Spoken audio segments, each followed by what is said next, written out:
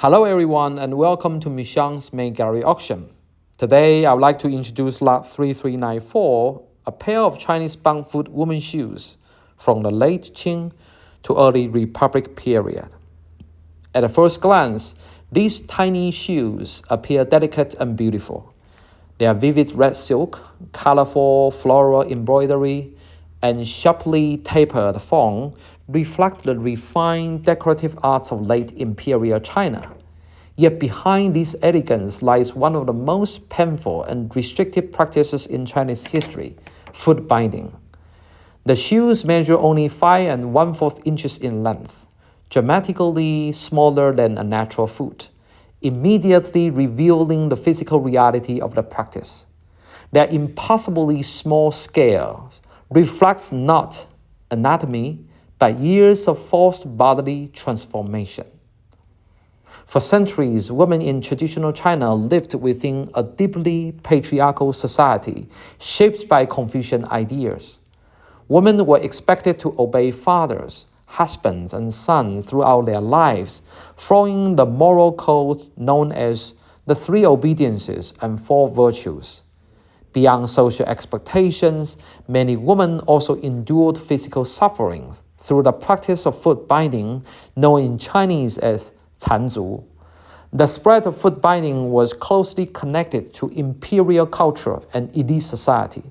In traditional China, the preferences of the imperial court often became social ideals throughout the country. What began among elite circles gradually spread as families pursue status, marriage opportunities, and social acceptance.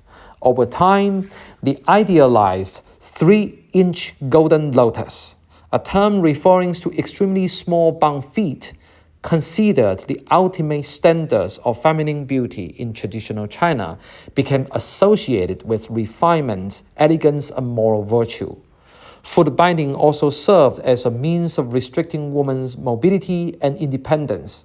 By physically limiting movement, women were increasingly confined to domestic space and made more dependent upon male authority. During the Song and Ming dynasties, Neo-Confucian thought further reinforced patriarchal social structures, while many scholars and literati romanticized bound feet through poetry, painting, and literature, transforming suffering into an aesthetic ideal. The process itself was extremely painful. Beginning around the age of 4 or 5, a young girl's feet would be tightly wrapped with long cloth bindings. The 4 smaller toes were bent underneath the sole and compressed inward, while the arch of the foot was gradually broken and reshaped. The bindings were tightened again and again over many years until the feet became permanently deformed. Many women could walk only with great difficulties for the rest of their lives. These shoes vividly embody that history. The elevated sole and narrow pointed silhouettes were designed specifically for bound feet, transforming pain and immobility into symbols of beauty and status. Today, especially during AAPI Heritage Month, these shoes invite us not only to admire their craftsmanship, but also to remember the generations of Asian women whose lives were shaped by systems of social control and cultural expectation. They stand as powerful reminders of both beauty and suffering, resilience and silence. Because bound foot shoes were intimate personal objects used in daily life, many were discarded or deteriorated over time.